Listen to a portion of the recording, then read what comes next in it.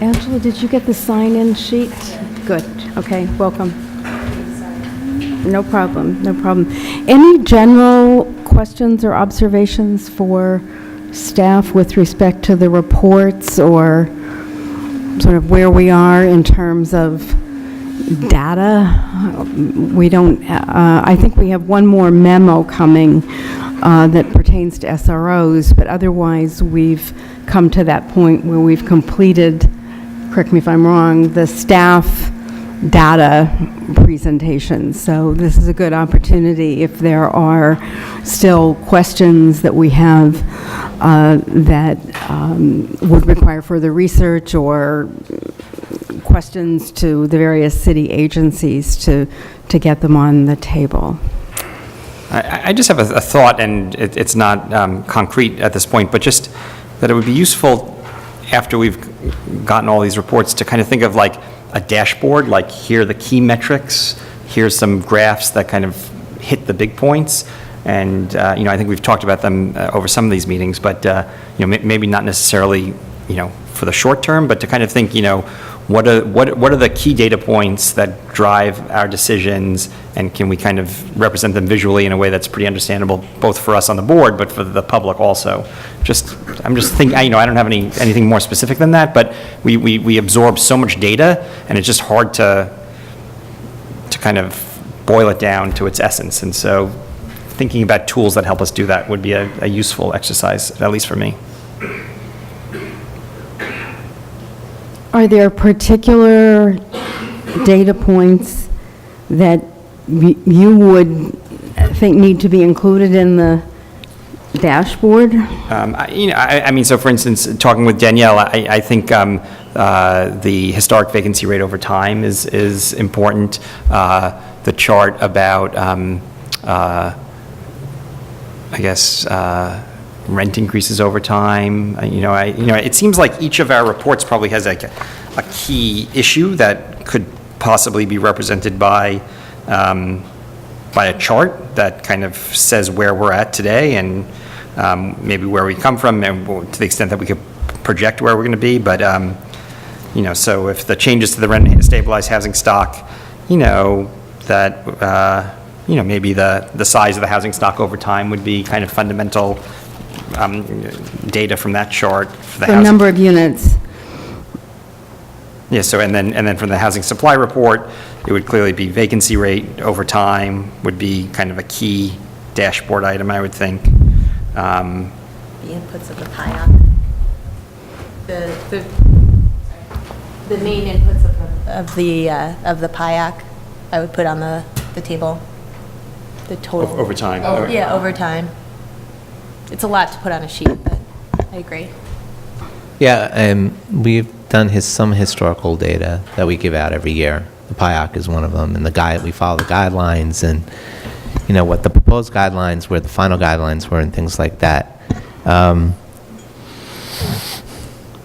Yeah, we do a table every year that shows historically guideline information, which you've received already.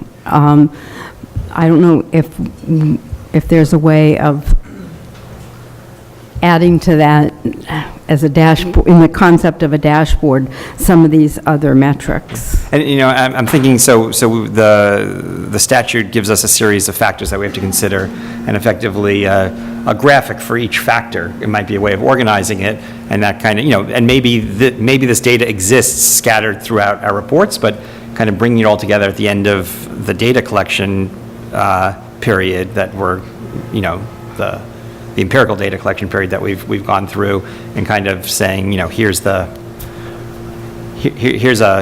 5 pages that gives you insight into each of those factors. It seems like a useful way of organizing it, not just for us, but for the public at large.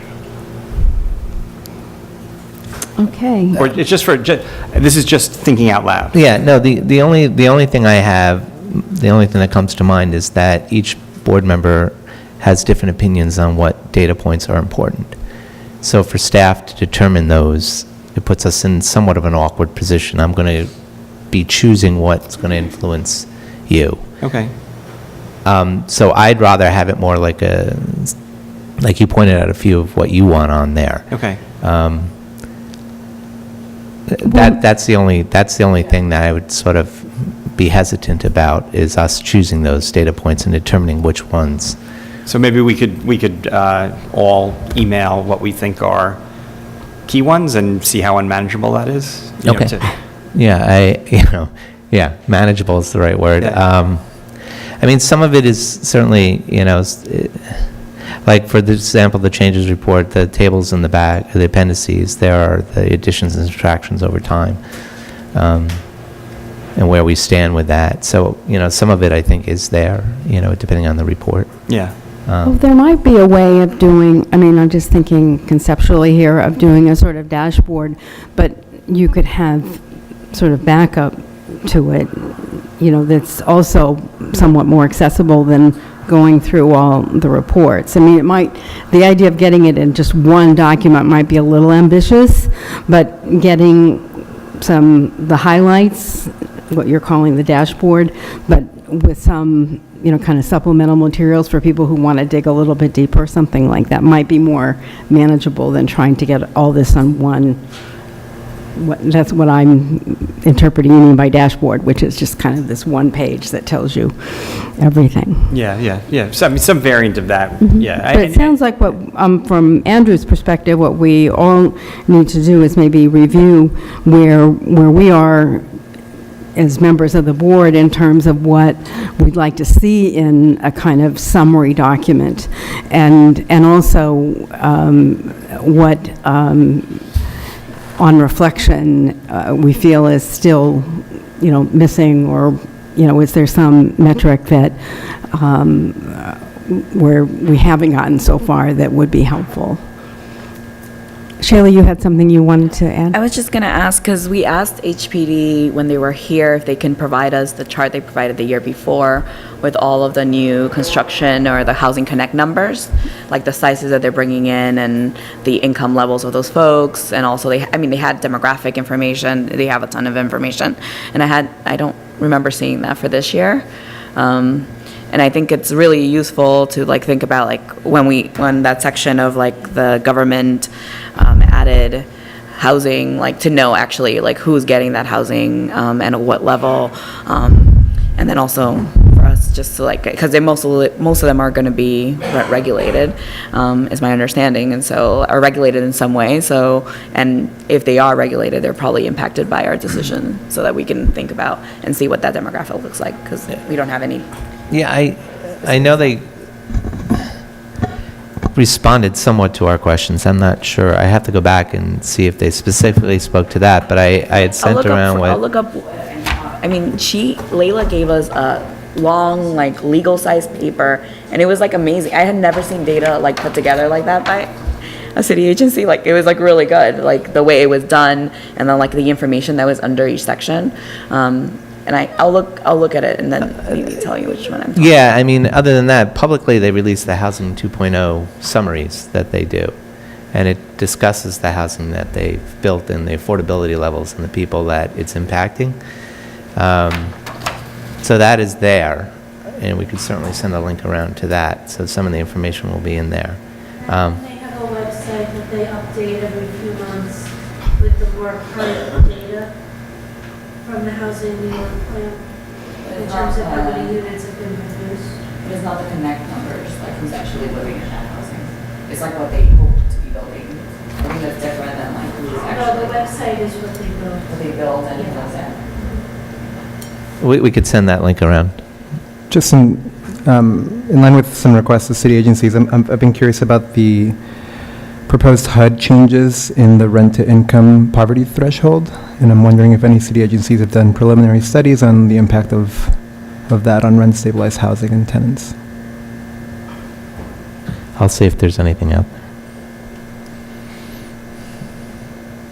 Shayla, do you know what's going on with that at all?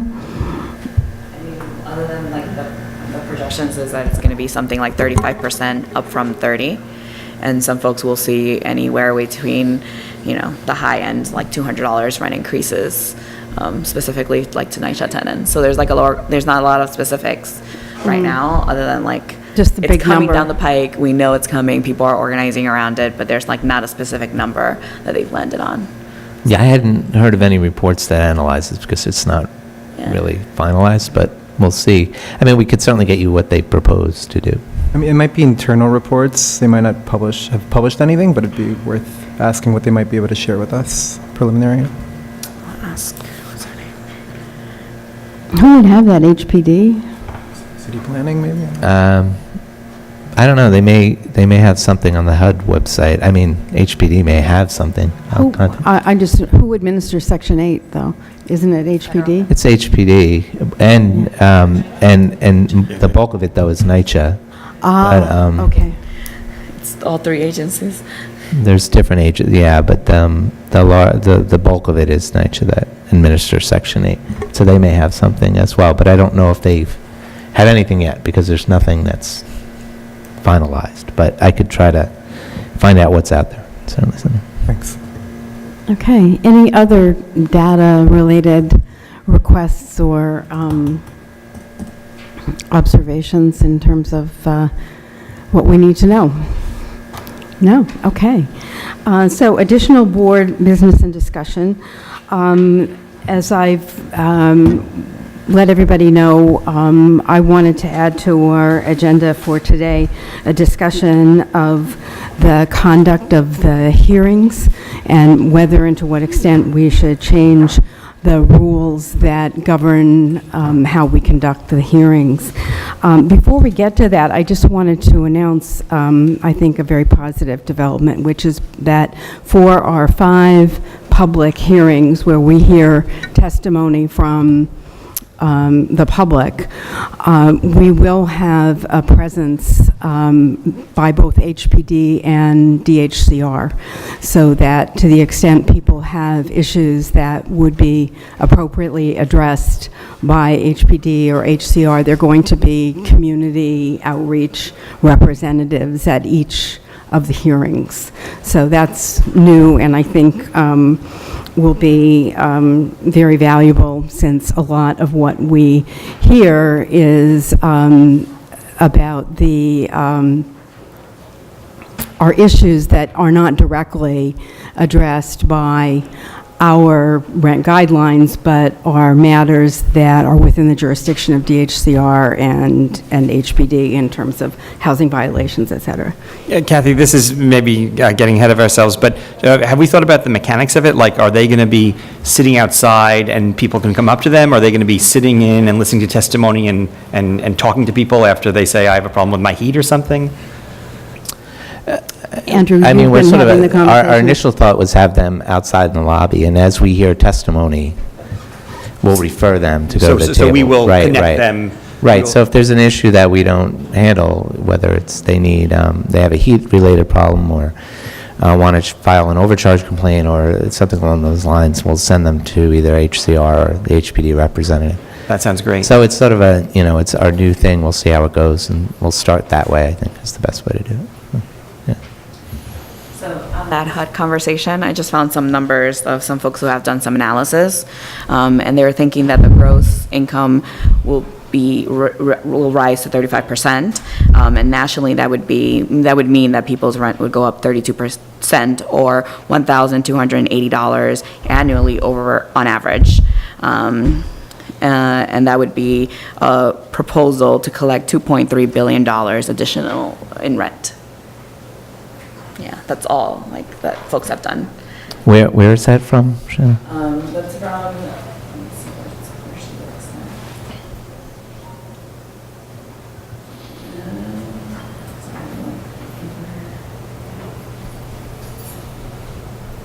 New York Housing Coalition. I can connect, they've done some analysis, they're doing a campaign around, lobbying in DC around it.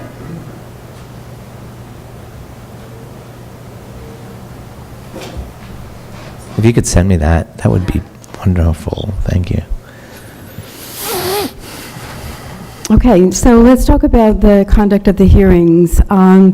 I think we were, I'll speak at least for myself, but I think I'm speaking for a number of members of the board, very concerned about the situation at the preliminary vote, where a number of us were not really permitted to communicate with the audience because of the noise level. And in particular, the representatives from the owners felt that they were not permitted to make their proposal because of the noise level and the inability to basically even be heard among the members of the board, which was really very difficult. So in light of that, my view is that we need to have a discussion about potential changes in the conduct of the hearings.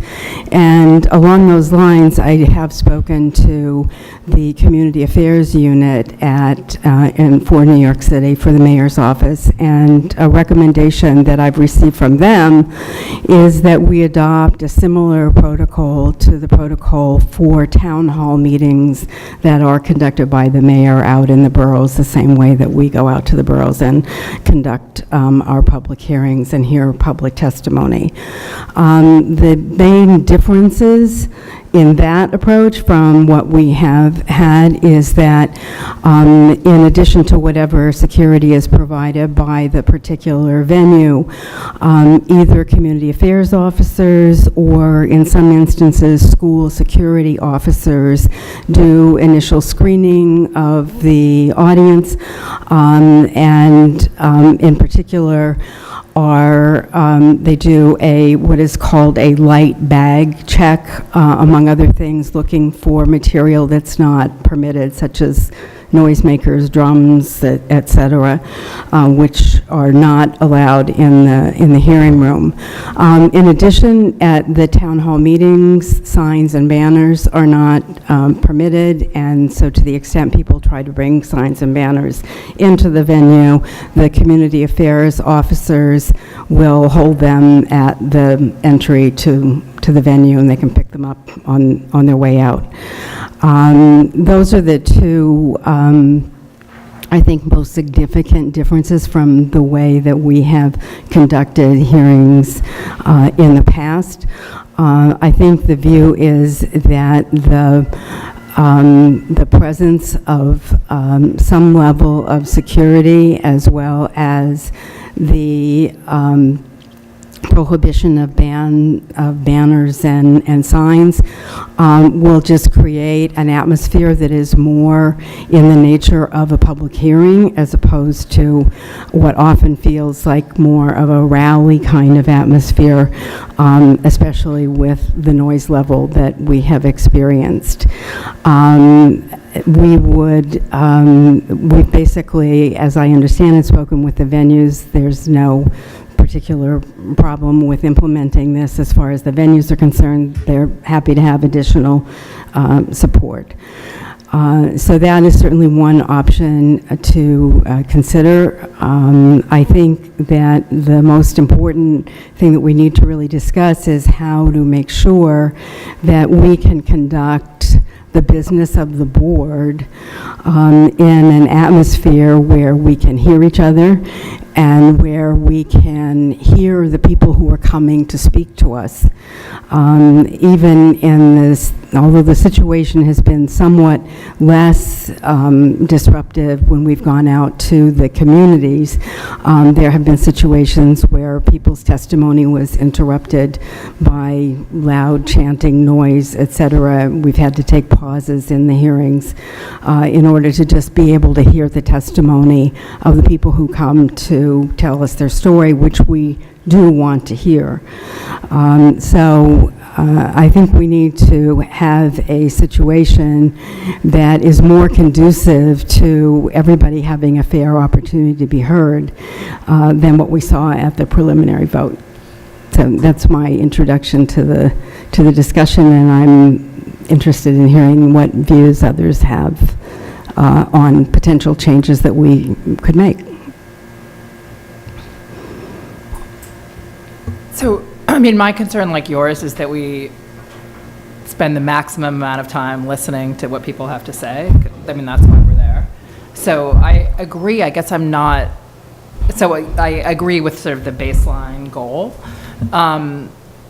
But I'm sort of neutral on the community affairs officers but to me, that we need to also determine what we're going to do when our time and it gets diverted away from listening to people's testimony. And I don't know. I mean, I feel like that is the other discussion. When a lot of time where we could be, again, hearing what people have to say gets spent chanting or having the meeting get shut down, then I'm hearing less people. And that is disappointing to me. So I don't know what we say. I mean, too bad. People who've come and taken time off work and sat around and, their kids are hungry and tired, too bad we can't hear you because the time is limited. That doesn't seem fair to those people, to me.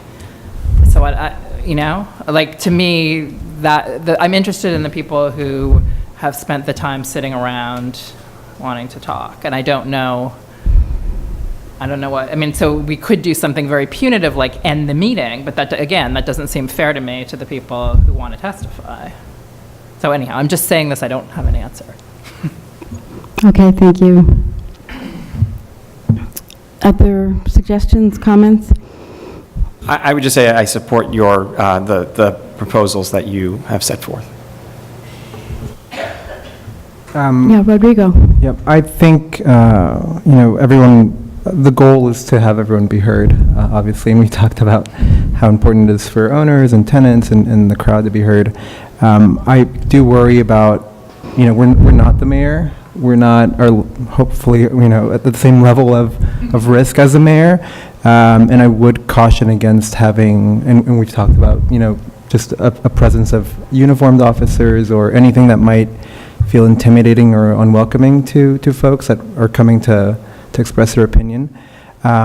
So it'd be interesting to look at the recommendations of the Community Affairs Office and sort of line by line think about what might be appropriate or might not be appropriate for our kinds of meetings, just because to the same degree that people are spending time to testify and be heard, I think a lot of the folks from the crowd are also coming to express themselves, and obviously through chants and cheers, but we need to find a way to balance both their desire to be heard with desire of other people to be able to speak. So I would just sort of think about what kind of menu of things seem appropriate for our kinds of meetings, as opposed to taking on something that we might not be entirely merited. If that makes sense. Okay. Other observations, comments? So when we're talking about being heard, it sounds like there's a little bit of a mix-up between the hearings, the public hearings where the public comes to testify, and then the vote, when typically the members are speaking about their proposals. So at the last vote, no one from the public was testifying. So I think that's confusing to me about why we're talking about the public is being hindered from testifying. Are we talking about hearings, or are we talking about the conduct at the last vote? Both. There's a big difference. I think there is a difference.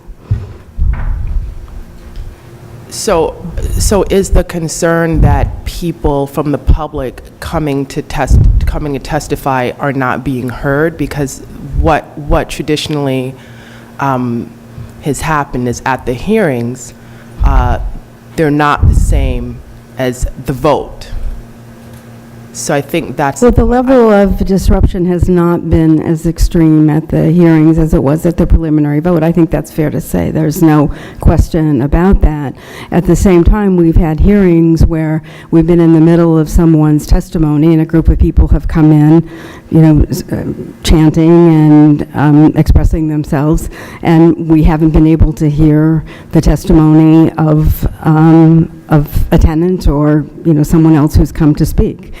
So we've had to basically stop the proceedings in some cases for 10 or 15 minutes without being able to continue hearing from the people who came to speak.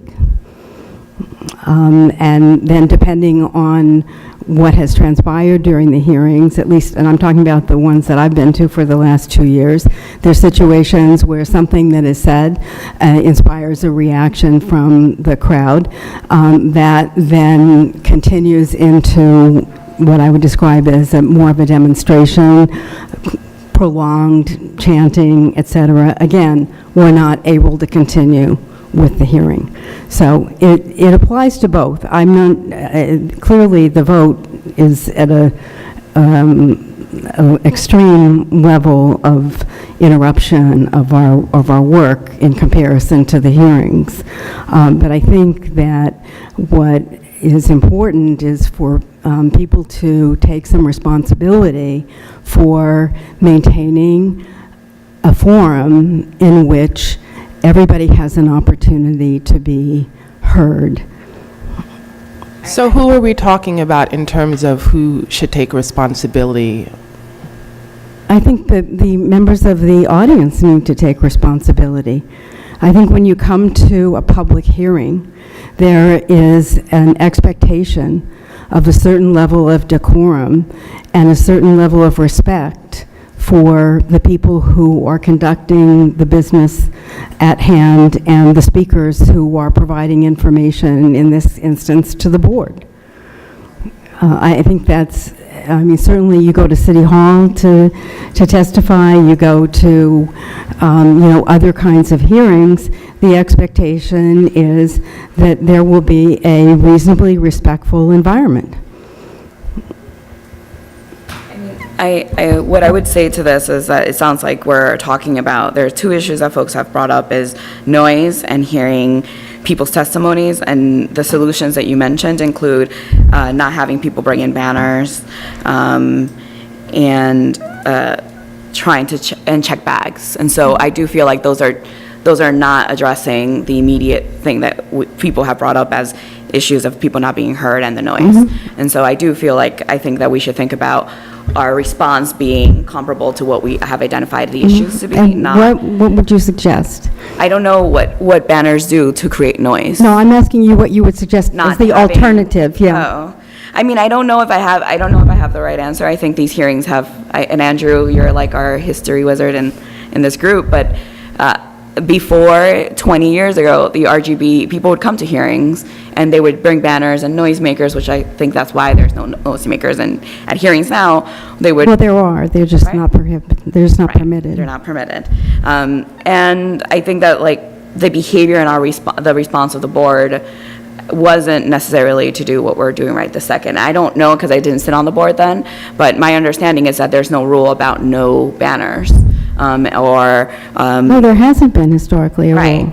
And I think that our behavior historically, people used to get, you can tell me if I'm all right on these things, Andrew, but I've asked other folks who have been working around RGB around how did people behave, and people did civil disobedience in RGB hearings. People would storm the stages, and I think that the response of the Rent Guidelines Board wasn't to do the things that we are currently proposing. And so I do feel like chanting, although it is destructive, and I would have loved to hear, Scott's or the owner's proposal, and I think that we need to be able to move with business, because I wouldn't be sitting on the board if I didn't think that was true, that I think we need to have a reaction to what we've identified as the issue that is actually comparable and addressing that issue versus behaving in a way that people historically don't feel is beneficial, especially at hearings that the mayor conducts. I don't think that that's a right framework for us to use, because if you ask anyone who has ever gone to them, who is from the public, you have to RSVP, and you're checking your bags, and it feels like they're picking what person is going to speak, and all that's not a good guideline for us to work towards. I do think that we do have to think about our responsibility in that space, how we welcome people, how we tell people about the process, what we're talking about in that space, so that folks are feeling like they're being heard in a different way, and then also that we're actually we understand that this is people are on two different sides of the conversation, and like we need to be able to move forward in order to get to something in the middle. And as much as we can do that and have that conversation, I feel like at the last vote, I think that there was an opportunity for us to think about, like, what do we do as a board, and how do we have a conversation to make sure that the owners got heard, versus just like saying, well, people are just being rowdy. And like, I think that isn't what is happening. People are upset, not just because they want to be rowdy for rowdy's sake, but because there isn't an opportunity for them to actually voice that concern or feel like they're being acknowledged in that space. And realistically, they were reacting to my proposal getting shut down. And I think that has something to say about, like, they actually are expressing their opinion about what is happening. And I think we should think about, like, when is chanting too much and too destructive? And like, I don't necessarily agree with where we end up in that conversation, but I do feel like that is a conversation that we should be transparent about and tell that to the public. Like, this is like, if this happens, this is like going to be the reaction. Well, that's what we need to talk about, that's what I think Hillary was saying, is what do we do when it crosses the line? And I think it clearly crossed the line at the preliminary vote. There's no doubt in my mind about that. And I think that the point really is that, short of implementing some way of creating a more formal environment, what is it that we're going to do when the business of the board is interrupted, and where we can't, for example, certainly at the preliminary vote, even hear each other? So one very concrete thing that happened at the hearings last year, not at the vote, was that, there's a time limit, right? Because there has to be a time limit, because otherwise we would be there forever. And many people did not end their testimony by the time limit. And so that puts Kathy in the uncomfortable position of having to tell people that their time was up. And then that many times, I didn't keep track, then there would be a lot of protest when Kathy told people that they needed to stop talking. So that to me is an example of something that we just need. And if you add it up all the time, that there was kind of a outburst of anger because people were, which is certainly reasonable. People are angry that they have to be shut down, but it's also, I think, a fairly reasonable thing to give everyone a certain amount of time in which to speak. So that to me is a very concrete example of something for which we need to say at the beginning of the meeting, this is the limit, and this is what's going to happen if, when it ends, and we have to move on, because again, otherwise it just creates, it wastes everybody's time. So that to me, that seems like something. Yeah, I mean, that's just to your point, Lee, that's just another example of where we had disruption, is where if I would say to someone, your 2 minutes is up, we have to move on, then there would be a wave of let her speak, SIGA, continue, loud, basically protest at the enforcement of the 2-minute rule. So, and that we would basically either simply stop the meeting until we were able to proceed, or let the person continue to speak, which then impacts our ability to hear all the other people who are lined up to speak. Might it be helpful if in the beginning of the meetings, this goes to Hillary's suggestion, that there be even a notation, an acknowledgement that, that first of all, welcoming people, because all of these are for the public. We're a public board, and we're welcoming people, and we make a lot of our decisions based on what the public tells us. And so welcoming people for coming, welcoming their speech, acknowledging that there's a time limit because we want to hear as many people as possible, and that might not happen depending, because the reality is the board has been in existence for decades, and the things that we're discussing now, the conduct, is nothing new. The harsh reality is that the last preliminary vote was tame in comparison to some of the ones that have happened before. People used to get arrested. People used to come in drums. People, the whole shut it down used to take a whole different turn. So I think that it would be helpful for us to acknowledge that in the beginning and let people know that the reality is we'd ideally like to hear, thank you for coming, we'd ideally like to hear 10 people speak. However, that depends on everyone working together for a time limit, but sometimes it might be 5. But we really appreciate you coming to hear your point of view. So I don't quite understand your point about 10 and 5, sorry. So there might be less people, like you're saying. Arbitrary number. Right, I'm using an arbitrary. What I'm saying is that we might end up hearing, because of what you said, because people might really want to hear one person speak, and they might say, Segar, continue. And that is part of, is nothing new. It sounds like for in the last couple of years, and it's certainly nothing new in terms of the history of the board. But I also want to get to, I think we... Well, let me just say, in terms of saying something at the beginning, I do say something at the beginning about what the expectations are and the importance of adhering to the time limit so that we can hear as many people as possible. The problem has been, I think, in part, that not everybody's there at the very beginning, and so my plan is to this year will be to reiterate it more frequently so that everybody understands what the rule is and hopefully will abide by it. But rather what's happened in the past is that we start the hearing and then different groups come in during the course of the hearing, often chanting as they come in or otherwise demonstrating, their concerns. And so they have not heard this preliminary discussion, although it's in all the written materials as well. But in any event, even when it's clear during the course of the hearing that that's what the expectation is, it's disregarded. Maybe one suggestion is that things that I've seen other chairs do, regardless of who's testifying, they have done things like thank the person while they're speaking and still going on, continue to thank them so that they are actually like, I'm not trying to cut you off, I'm actually thank you for your testimony, but I need to get to the next person. And that tends to interrupt people in a different way than saying you're done, your time is up, in a different, like just the connotations that has.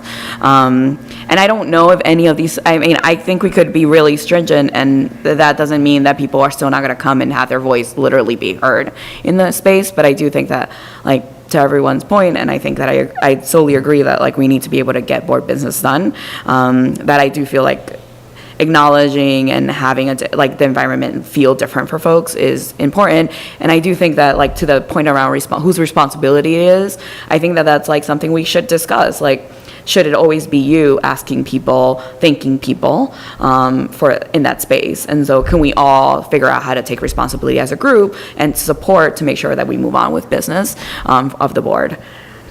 Sorry, there was just one point. I think we need to have a discussion about what decorum means, because I think there are different perceptions about that. So for me, someone is not falling short of decorum if they have signs. Someone is not falling short of decorum if they're chanting. I'm looking chanting at that. Chanting for 10 minutes? But no one has chanted for 10 minutes. Like at the last preliminary vote, we looked at the video and it was not for 10 minutes. It may feel like it's 10 minutes, and that gets to another point, which is it's uncomfortable. It's uncomfortable, right? You're sitting there and New Yorkers are angry about what's going on, about the affordability crisis. We're all on the board, we're doing good work, and people start chanting. Let's acknowledge it's uncomfortable. But I don't know that it falls short of decorum. And I think that if we're going to be a public board and we're going to hold public hearings, then we need to have a broader sense of expectations about what that means. And that means that there's not necessarily going to be order. There isn't. The fact of the matter is, I think we're talking about people's ability to come in and have their free speech. And I understand that we are discussing how might that happen so that it's balanced, so that people are able to hear what's going on. But I think that some of the proposals, we really want to be cautious about not impinging on people's free speech, because democracy is a messy business. Yeah,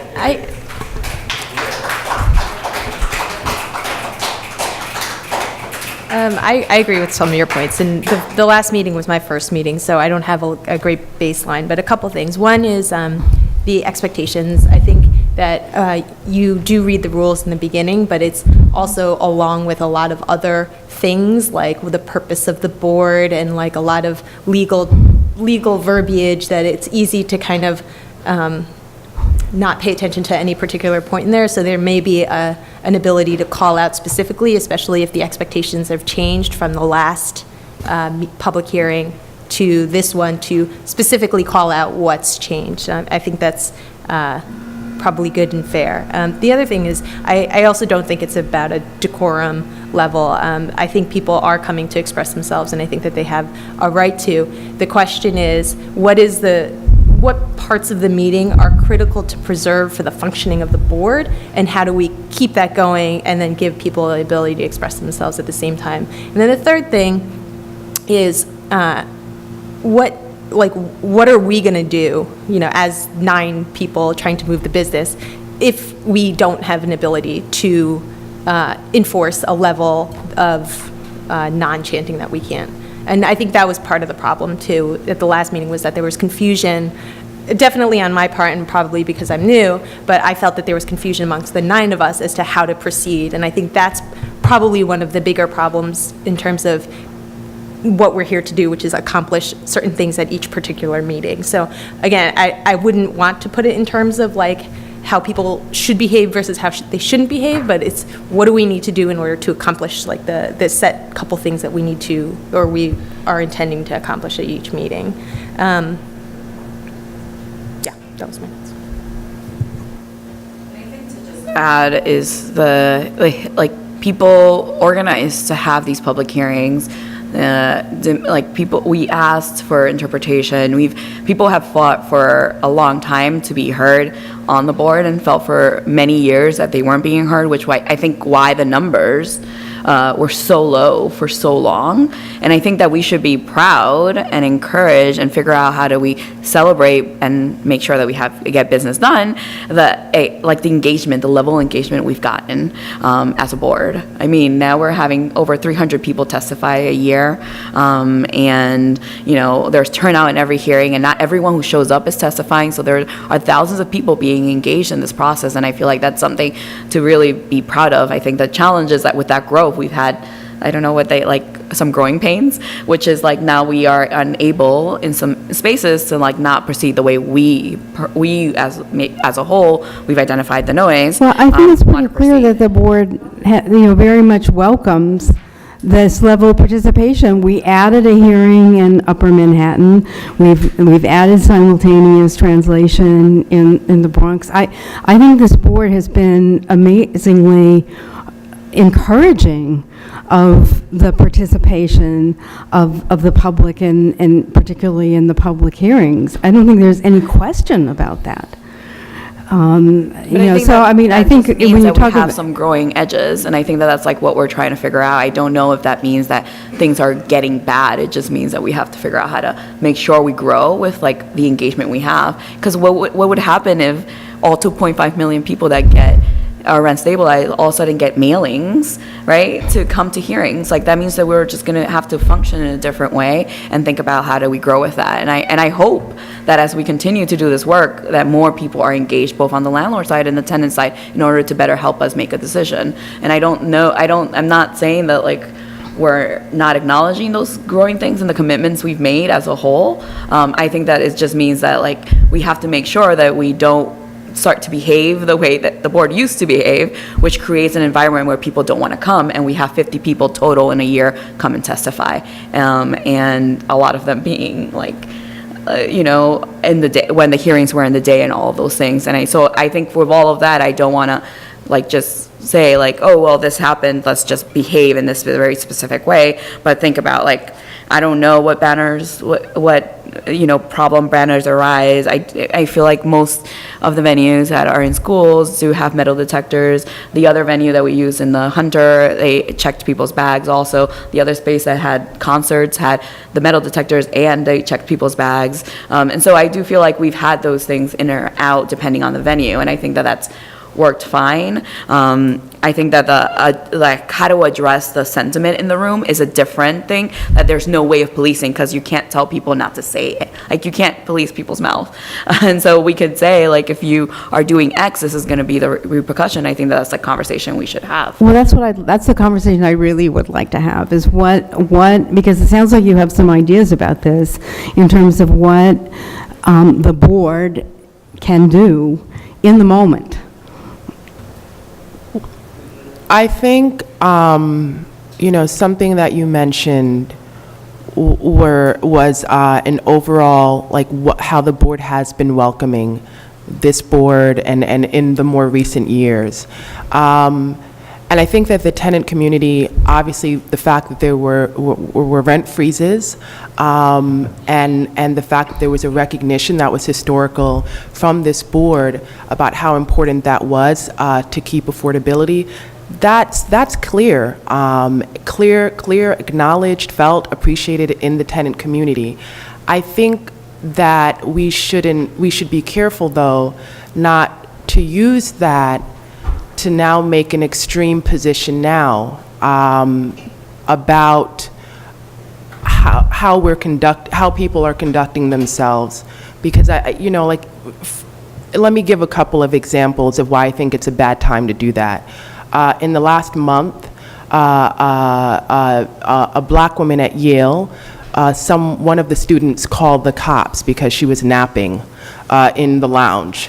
A lady called the police because she saw black people barbecuing. There's numerous stories about just people doing unextraordinary things, and then there being a perception about how that's dangerous or they're not supposed to do it. And I think that we're really towing the line by essentially saying that people speaking or chanting or just holding signs should result in more bag checks and not being able to hold signs, because I think that falls under the same line. And I think because we're a public board and because we're dealing with the public, that we really want to be cautious about that, especially in light of everything that's going on now, because we have made, as a board, the board has made really good decisions. But I think that we want to be careful to not say, well, we've made really good decisions, people came and chanted, how dare they, now we're going to do bag checks, because I think that's too much of an extreme. Right, well, I think we all agree that what we're really searching for here is possibly something short of that, and that's what I really am looking for, are the ideas that people have.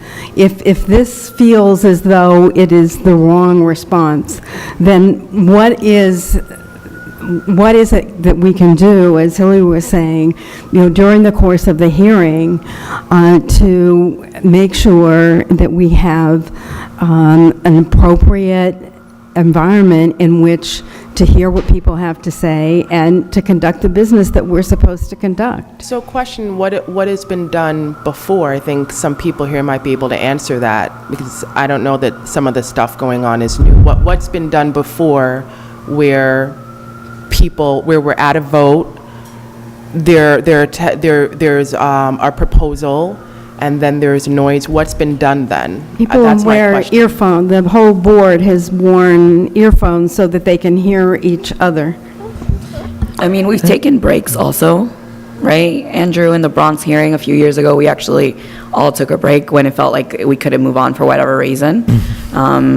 It was like a 5-minute break. People came back and we continued. It's all been handled differently in the past. Yeah. So it depends a lot on the chair and the board. We've taken recess, we've taken breaks. Some of those have worked, some of those haven't worked. Some boards have just continued to go through business with the idea of the noise is there. So it's been handled in different ways. I don't think, I'm not speaking for all of the board members, we're not, I've been to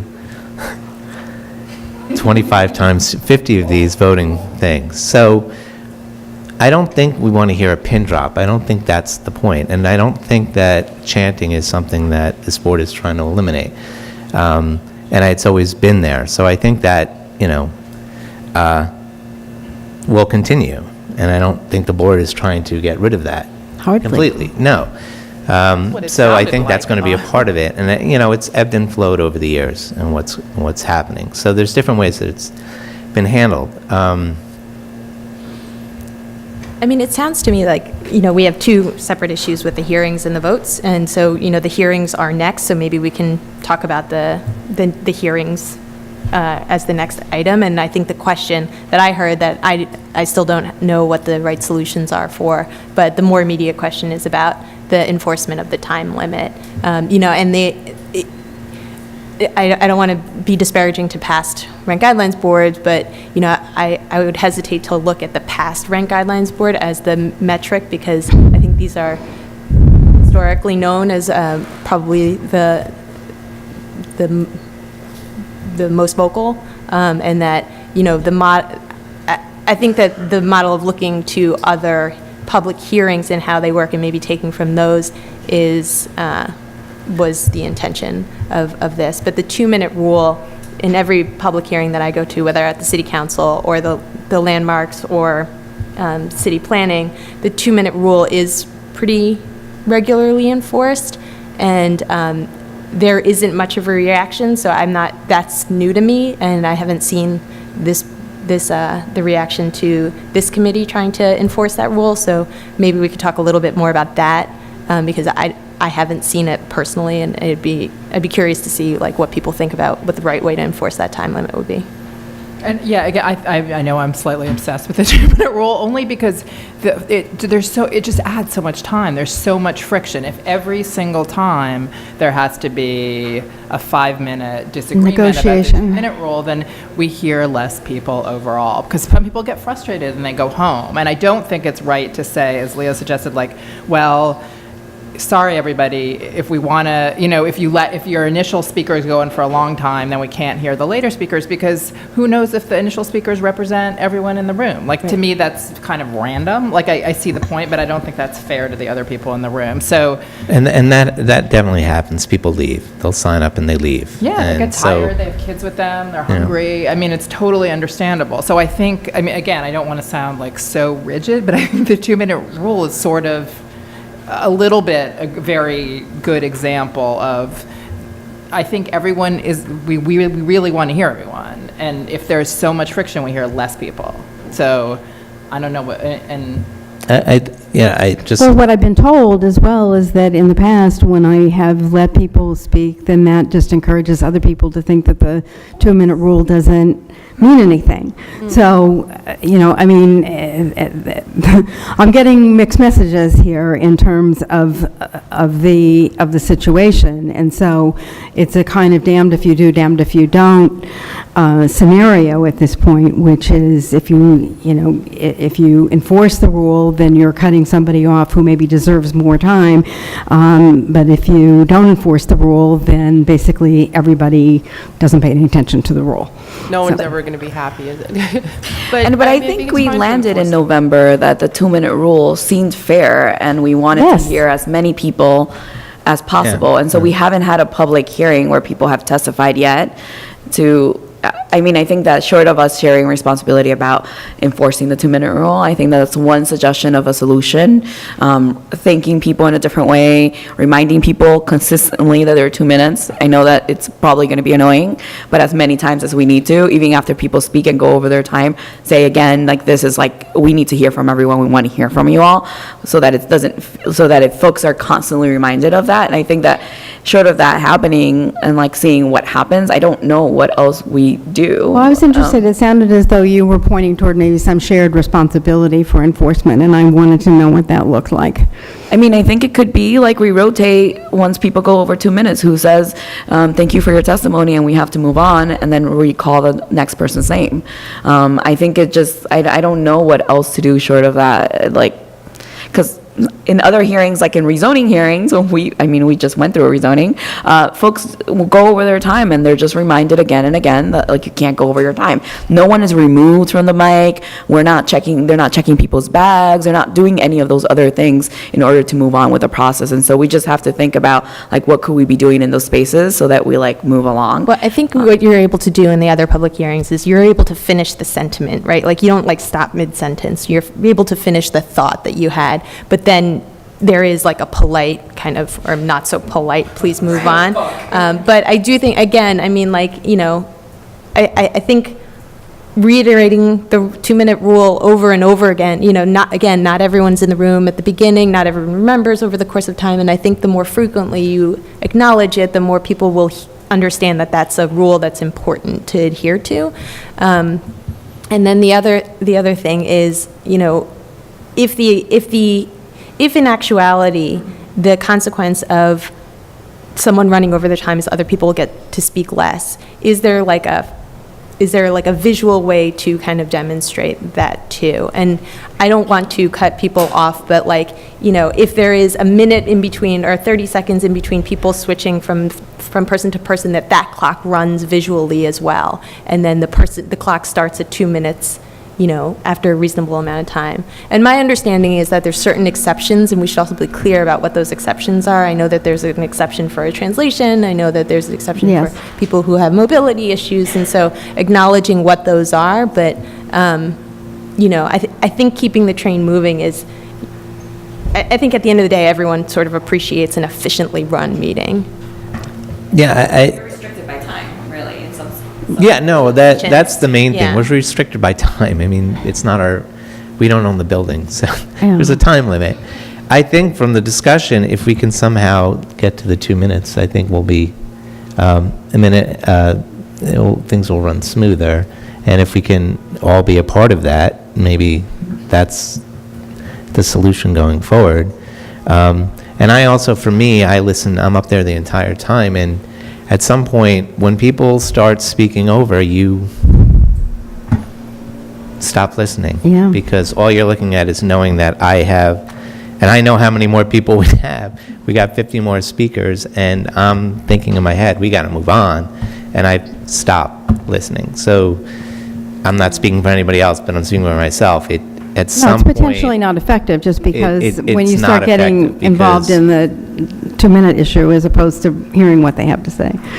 Something else I've seen at other types of hearings is when you call the next person up, even if the person who's going over, they're more inclined to stop because We the do other that. person's standing there. We do that, we call 3 people at a time.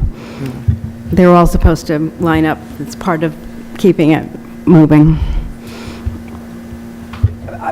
Just based on I would say, if there really is full board responsibility for the 2-minute limit, that's a big change from last year. I mean, because last year, it felt like there were sometimes that there were members of the board who were also encouraging people to go over their time. Yep. So that would be huge. I actually think that would be a huge, huge difference if every member of this board, and whether it could be, you know, literally the function that Kathy has had moving, or if it could just be that we all agree that part of our job as wanting to have a hearing where we get the maximum amount of information possible is that we are all responsible for enforcing that 2-minute limit with the obvious exceptions for translation and mobility and stuff. That would make an enormous difference. So there's the testimony, right? And also the questions that the board asks. So that goes over the time limit when you're having discussion and argument. You know, I think as a board, we need to take some responsibility towards that also, right? Kind of like, okay, that there's only so much you can go, right? Okay, so more than 2 minutes. You want to move the mic? Sorry. Right, so there's only so much you can go, there's only so many questions you can have, right? Addressing it to the same individual as a board or a public member or anybody. You should be able to control that also, right? So, Like put a time limit on the board members asking questions? right. I don't think that's been a major problem, but, obviously, if we want to move things along, we have to take responsibility for not prolonging the proceedings with questions. But I think questions are usually an important part of the dialogue, and my sense has been that at least the tenants where I've had some engagement, that they actually welcome engagement with the board and feel like they're being heard. So, I think it's in... It hasn't been so much about the tenants, it's been more about the landlord, Uh-huh. right? And it There's not just that many carries of on, Like in the Bronx, no landlord testifies in the last 4 years, because only the first year that I was on, no, 3 years. Second year, there was one person. I feel like I think the Queens hearing, we have more landlords. And I think that, look, those questions are really like asking a landlord who says, I'm a small owner, how many units you own, how many buildings that is, and like, are you breaking even? All those questions actually get us to those questions we ask on here that we don't have data on. So I don't know if I've never identified the questions being something that like have prolonged the process. I do feel like people going over their time, like many folks have said, it does mean that we are there longer. But I don't know, with the exception of 2 years ago, what hearing we've gone so long that we actually had to stop the hearing because we needed to leave the space. Last year. Last year. I'm like trying to think which year it was.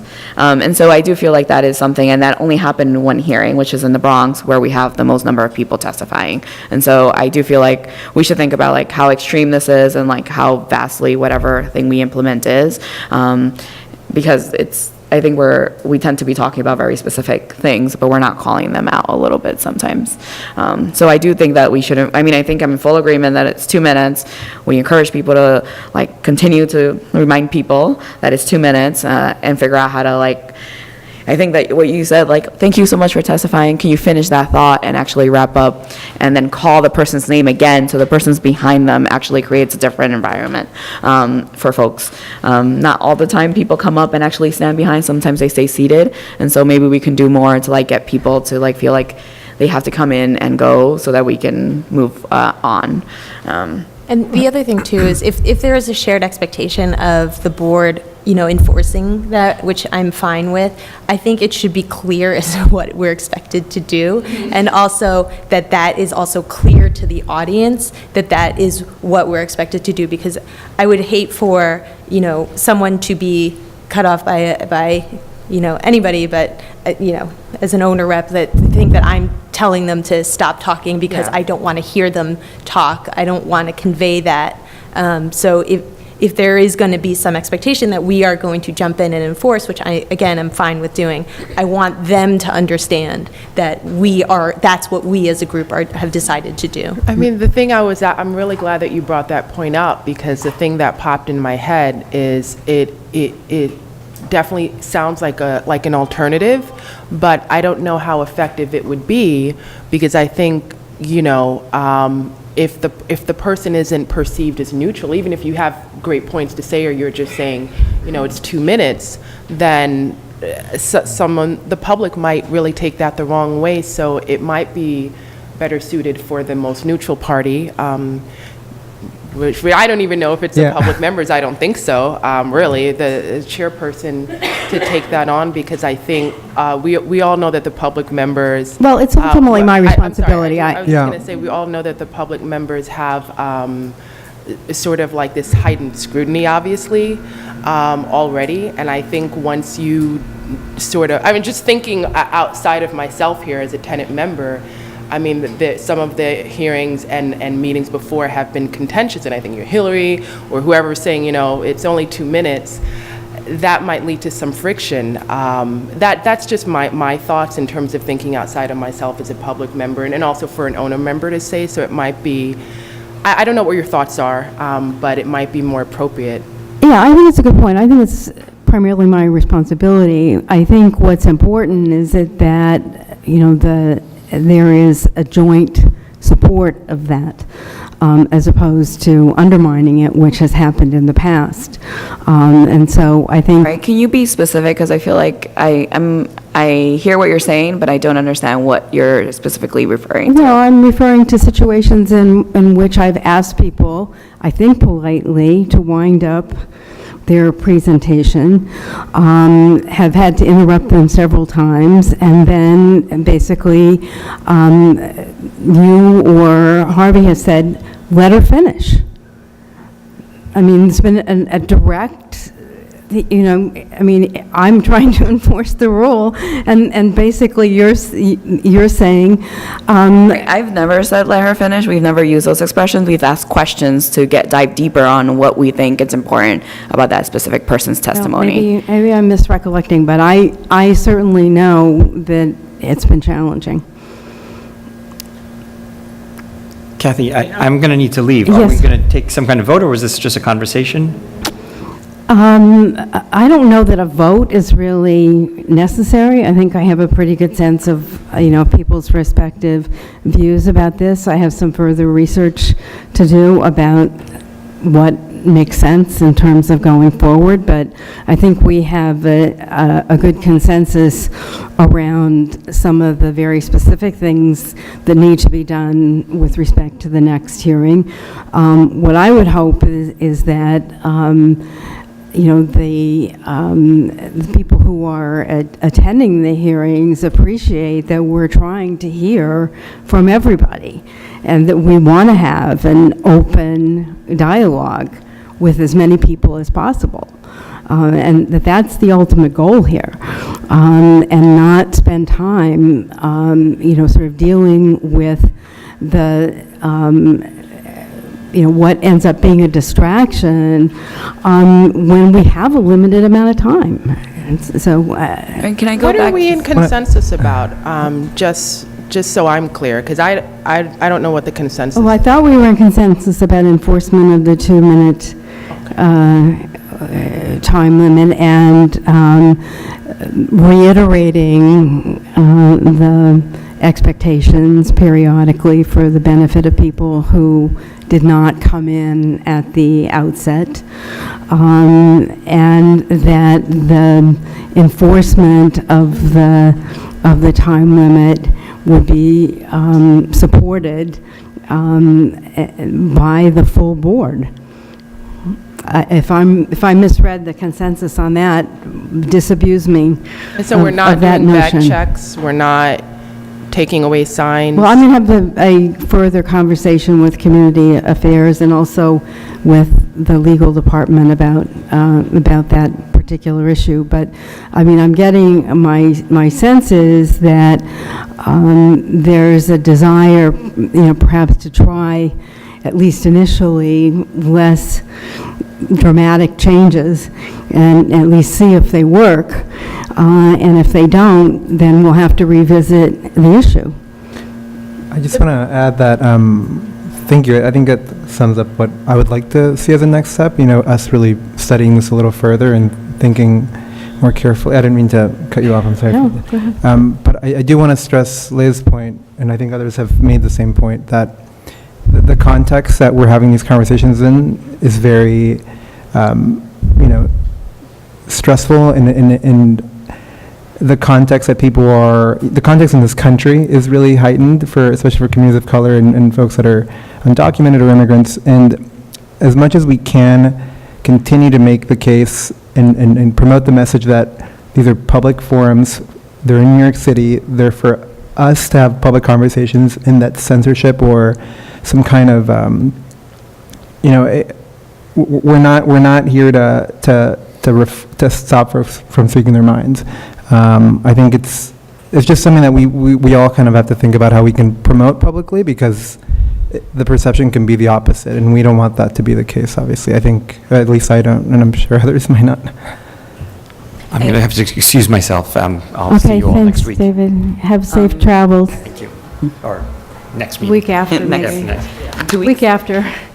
I just want to say that, I often don't see myself I don't know, pushing forward, maybe something that the landlord side I have voiced, but I didn't actually get at the last hearing that how we decided to move on and actually just go through the vote without hearing what other people were saying or figuring out or having that discussion.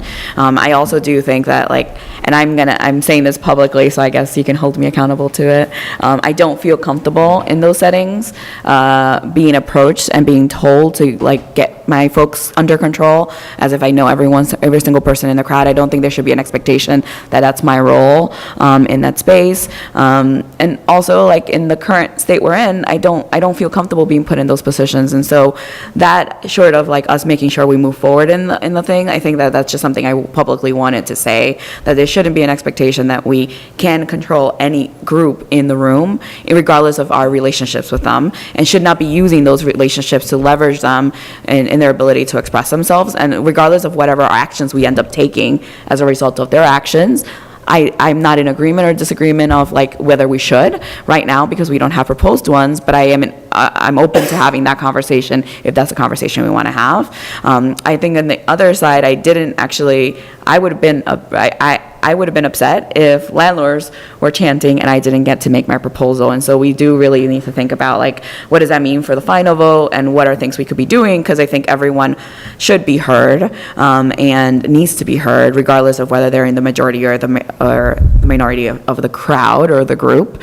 And so that being said, I think that, like, this is like a really, like, stressful situation for everyone. While people are testifying, they're like super nervous. It might be their first time speaking in public.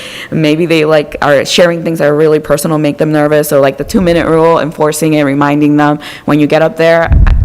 I guess I'm no longer nervous when I'm testifying, but I feel like people get nervous and anxious, forget what they're gonna say a whole bunch of other things, and they're like, I didn't actually say anything. And so I do feel like there's something around, like, let's think about, like, what are solutions, and I think the things we proposed seem like a good increment in moving forward to having better hearings, and we can keep having the conversation if those things don't work. But I do think that we have to be really on it, that, like, at the last hearing, what could we have done that was different, and that what messages does it send in our behavior and our demeanor and how we're sitting there, and how things might be getting to us or not getting to us. Like, all of those things actually feed into or are creating some of the environment that we're talking about. So I think that taking responsibility of those things collectively and thinking about how we behave actually will help as we move forward. And if not, then we have this conversation again. Yeah, I agree. I mean, I think it's unreasonable to have any expectations that we on the board have any ability to control anything that goes on in the crowd, right? It's not that type of relationship, nor should it be. But I do think that it sort of speaks to more to the need for at least understanding how we're supposed to communicate and react with each other in those moments. Should we have gone ahead? Should we have, what is my obligation to speak in the microphone and explain what the landlord proposal is? Or am I not, do I not have to? And clearly, I guess the answer is I don't need to, because we didn't do it. Or like, what is the obligation for me to make sure that each one of you understands what the number is, regardless of what you can hear through the microphone? Like, all of those things are just questions that we should figure out how we're going to handle them, and then not, rely on the fact that, getting silence from the room is the only way to move forward in this. Well, I'm hearing some suggestion about consultation during the course of a hearing, and I'll give that some thought. We do have a public hearing rule, so, I mean, we can't all just go off stage and have a private meeting, so, I mean, unless we want to go into executive session or something like that. So I think that either if there's some, difference of opinion about how people on the board are conducting themselves, or what the order of business is, or whatever, that just has to be raised. Okay, so just to be clear and transparent, specifically, I think, like, for example, at the last vote, I would be very uncomfortable if I was asked as the tenant member to tell the crowd to quiet down. Well, let me just speak to that, because in the past, not being asked to, and I apologize if that was something that was very unwelcome, Harvey, who was the representative for the tenants for many years, was very effective in situations where we really were stalled in using his ability to appeal to the group, to quiet down a bit, let things go on, and it was very effective. And so I apologize to Shayla if my asking her made her uncomfortable. I was really basing it on the fact that historically that had been something that had really worked very well. So if that is not a role that you want to have, I certainly don't expect it, and I'm not going to ask anybody to do that. That's not your job. On the other hand, I think to the extent someone is comfortable, as Harvey obviously was, in assisting in trying to help the process move forward, that was a very valuable contribution that he made. And so that's the context in which I approached the tenants and the tenant representatives at the preliminary vote, because we were totally stalled, and I was really looking for a possible way to move ahead. Obviously, that wasn't a welcome request, and I get the message. Well, I want to say thank you for saying that. I think that recognition is good. I do feel like Harvey behaved in a different way. I am not going to be Harvey. I'm never going to be a white attorney We don't male. expect you to be Harvey. But I do think that it was the manner in which it was done and in front of who it was done in the moment that it was done. And so I think all of those things, which is why I talked about behavior, people rolling their eyes and, our behavior and our demeanor in those spaces, no matter how upset we are, it was about 5 minutes in and folks were just really upset, and I was like, oh, is that our where is the cutting mark of us saying, actually, if you chant, we could say that to people, if you chant for this period of time and we can't get through the hearing, we're actually just going to move on, and this is what we would do, so that people are just aware of it. If not that I agree with something like that, but I think that if we were really transparent on what that is, and if I understood what role you all wanted me to play, that would be great too. And I also want to remind that in spaces where I've tried to do that, like the final vote last year, I called a sellout and I was booed for longer than when people were chanting that we were asking them to be quiet. And so I do want to recognize that there is a moment where I think it makes sense, and then there are moments that I think is actually could be not helpful. And I don't necessarily know when those moments are. And I think that everyone in the room is in a different place, both people where they're coming from and their understanding of what it means to come to a public hearing. So I think that's just a reality of how we are going to be functioning. And I'm happy to continue to have a discussion of what my role is.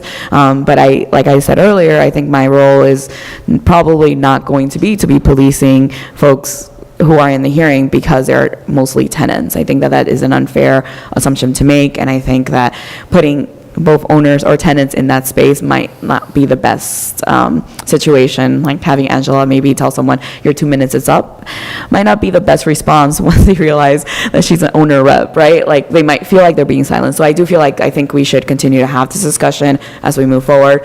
But I think that we're all in agreement that we want to be able to conduct business. We want to be able to move things forward. And how do we do that, and how do we not escalate to the point that we're actually going against that, or where we actually want to end up being.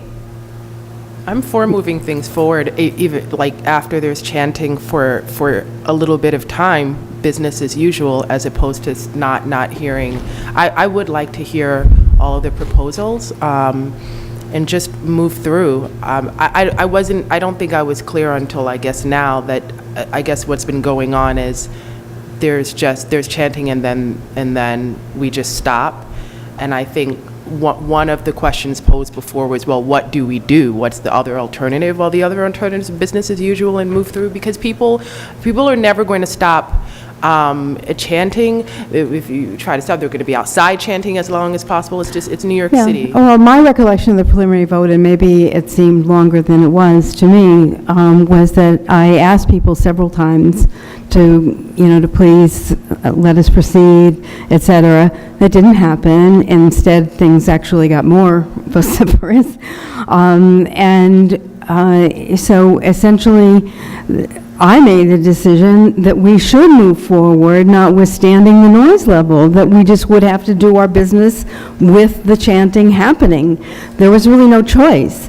So I went to the owner representatives and suggested to them that they go ahead and make their proposal. They were not comfortable doing that, not being able to be heard. I respect that decision. But there was no alternative then at that point other than to move forward with the next proposal, which happened to be the proposal that I was making on behalf of the public or for consideration by everybody, but as a public member. So, I mean, that's kind of what happened, is we went ahead with the noise level as it was. I didn't know that the owner members decided not to speak. Yeah. Yeah, no, they were quite, It was confusing in the moment, right? And it wasn't something that had been discussed ahead of time. And I think in addition to the fact that the decision was made not to go forward, there was a lot of discussion of like, well, what should we be doing right now? Should we be speaking into the microphone? Should we be trying to talk over them? Should we not? And then, to be perfectly frank, there was a little bit of a disagreement between how Scott and I thought we should handle it. So, again, I think part of it I'm going to put on the fact that I'm new, and part of it I think is a little bit of uncertainty as to how we expect each other to behave. And I think if I knew what the rest of the board wanted me to do, I would have been more forceful in the moment in either direction. And so sort of just communicating, I think, and this meeting so far has been very helpful for me. Yeah, as a practical matter, there's nothing to do but continue the meeting as best as you can under the circumstances. There's no other alternative. I don't know if it's a solution, but one suggestion I had was just, I think sometimes we think about the order and we just rotate because it's what we've done, but maybe that isn't the right way to do it. Like, for example, in the final vote last year, landlords went first. And so I was able to speak into the mic and actually say I wanted to make my proposal. And so that doesn't mean be quiet just because I want silence, but it actually means we need to move in order for you to actually hear the proposal you want to be hearing. Mm-hmm. So it's a different setup, and it's a different suggestion just to think about, not in the testimony ones, that's a different beast, but at least in where we're voting, how do we have a conversation to move things along and not just do things as business as usual and behave the same exact way as if it's going to create different solutions or results. Yeah, Rodrigo?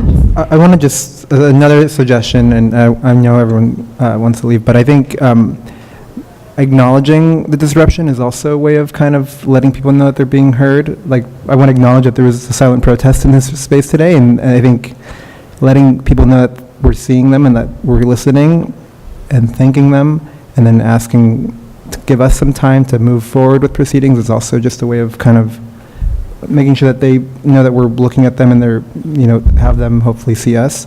And I want to thank all of you for your conversation.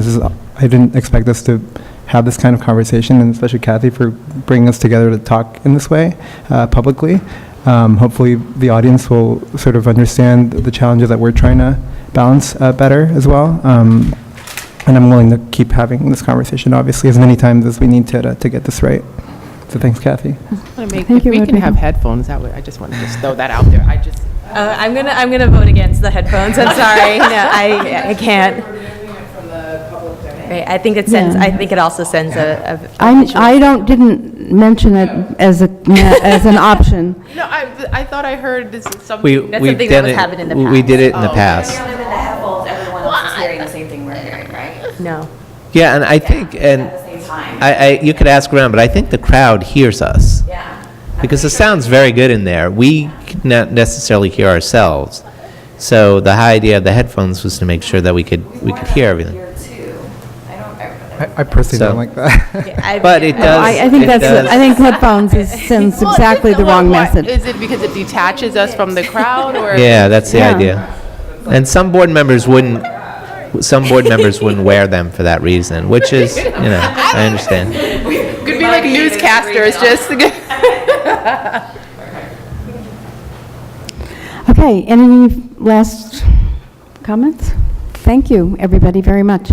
Wait. Yeah, we have a motion to We have to have adjourn. a motion to adjourn. This is a public meeting.